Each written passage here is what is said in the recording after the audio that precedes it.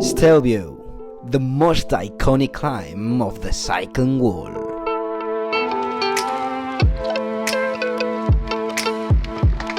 If someone asks you why, just say, because it's the highest mountain pass of Italy and has the most spectacular switchbacks of the planet. Stelvio also can be climbed by three different sides, the two Italian faces of Bormio and Prato, and the Swiss side of Umbrail Pass. And what is this broken tarmac? The old road to get to the top of Stelvio, built more than 200 years ago.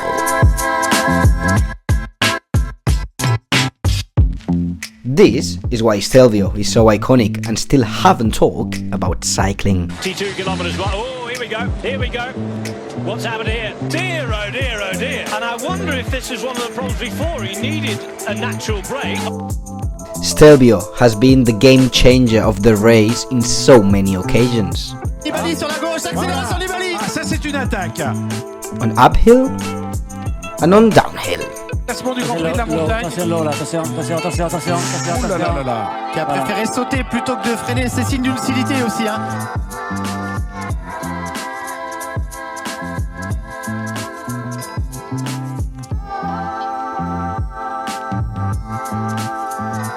Yes guys, I'm in Prato in the bottom of the Stelvio, ready to climb this beast. We're talking about a climb of 24 kilometers at 7.5 of average gradient, and what kills you is not the gradient, it's not the extreme slopes you're gonna face, it's the length and also the altitude. We're talking about a very long climb, 24 Ks, very constant, very consistent the gradient all the time. You aren't gonna find many recovering sectors, and also the high altitude, the last kilometers are gonna be over 2,000 meters. We're gonna reach the 2,700 meters. This is a lot. We're talking about the second highest paved road you can find in this part of the Alps, just behind Col de l'Iseran, a Tour de France climb that people who like Tour de France can remember this mountain from the Tour de France 2019 when Egan Bernal attacked. So this mountain is the highest one in this part of the Alps, and Stelvio is the roof of the Giro d'Italia, the highest in Italy.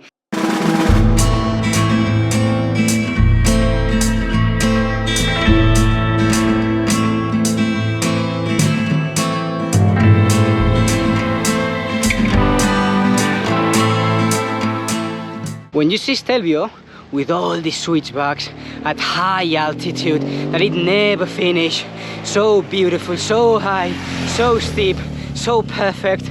I mean, for sure it seems one of the 7 Italian wonders, but actually Stelvio, despite being like a very Italian climb, it wasn't built by the Italians. It was built back in the 19th century by the Austrians when they were taking over the north part of Italy. The Austrians built the Stelvio to connect the region of Lombardia that they were controlling to the rest of the Austrian Empire. Then when Italy got united, they took the Stelvio, and it became an Italian climb. Actually, they did a little bit like with the gelato, with the ice cream and with pasta. I mean, they had bosses of cooking pasta and making gelato, but Marco Polo brought it from China, from Asia. So they did a little bit the same with Stelvio.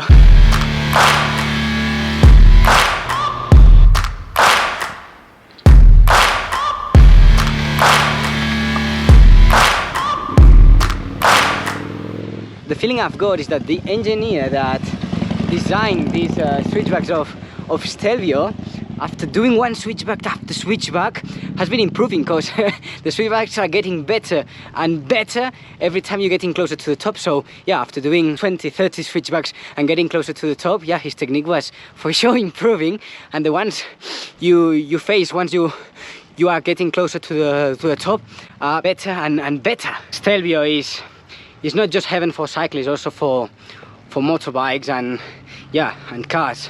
Those who like to drive and do some nice switchbacks with the cars and the motorbikes, he is heaven as well. So there's a lot of cyclists for sure, but there's a lot of motorbikes and also sportive sportive cars. Now makes sense that Top Gear, that they are specialized on cars. They said that the Stelvio road was the best in the world for driving. Then a few years later, they said that it was the second one. The best was set in Romania, like a weird name that I cannot pronounce. But for them, they know about twisted roads. They say that this one is the second best road for driving. And I'd say it the same for cycling. Top 3 of the best roads for cycling with your bike.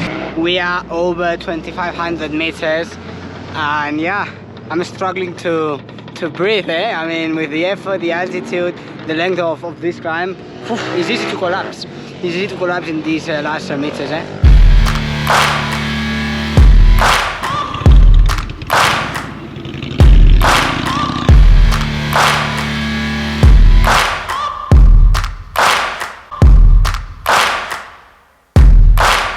At the top of Stelvio, and it's like a city at almost 3,000 meters of altitude.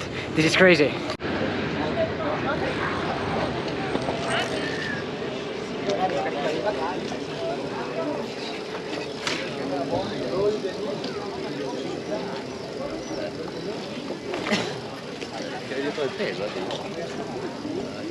Yeah, so we made it. I think there's no better cycling landscape than this one in the top of Stelvio.